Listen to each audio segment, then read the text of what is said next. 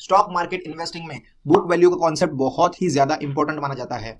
Book value से आप पता लगा सकते हो कि कंपनी अंडर वैल्यूड है या ओवर वैल्यूड। अगर मार्केट वैल्यू अपने बुक वैल्यू से कम हो तो कंपनी को अंडर वैल्यूड माना जाता है। तो सबसे पहले समझते हैं बुक वैल्यू होता क्या है। एक कंपनी को हम दो पार्ट्स में डिवाइड करते हैं, तो वो कुछ इस तरह से डिवाइड हो सकता है, कंपनी के एसेट्स और कंपनी की लायबिलिटी। कंपनी के एसेट्स में वो सब कुछ आता है जो कंपनी ओन करती है और वो उससे कैश में भी कन्वर्ट कर सकती है, और कंपनी की लायबिलिटी में वो सब आता है जो कंपनी के ऊपर डेब्ट हो यानी कि उधारी हो, चाहे वो बैंक से लिया हो या कहीं और से, और वो कंपनी को फ्यूचर में कभी ना कभी चुकाना पड़ेगा। तो अब अगर कंपनी के एसेट में से कंपनी की लायबिलिटी को माइनस करते हैं तो हमें नेट एसेट मिलता है जिसका 100% अधिकार कंपनी का होता है और उसे ही बुक वैल्यू कहा जाता है।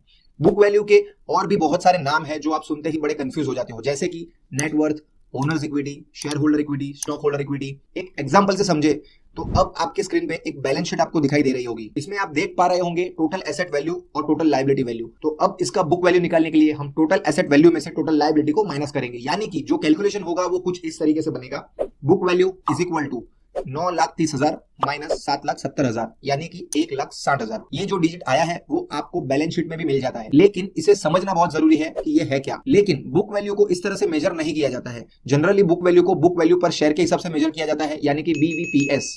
इसको अगर फॉर्मूले से समझे तो बुक वैल्यू पर share is equal to book value divide by total number of shares होता है। यानी कि अगर ये ऊपर वाले एग्जांपल में कंपनी के पास 1600 करोड़ शेयर्स है तो इसका BVPS होगा 1600 करोड़ डिवाइड बाय 1600 करोड़, यानी कि 100 रुपए पर शेयर।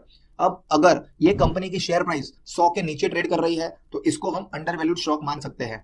तो इस तरह से हमें बुक वैल्यू का नॉलेज होना बहुत जरूरी है, जिससे हम बुक वैल्यू पर शेयर निकाल सकते हैं और जिसकी वजह से हम स्टॉक प्राइस सस्ता है या महंगा है ये भी पता लगा सकते हैं।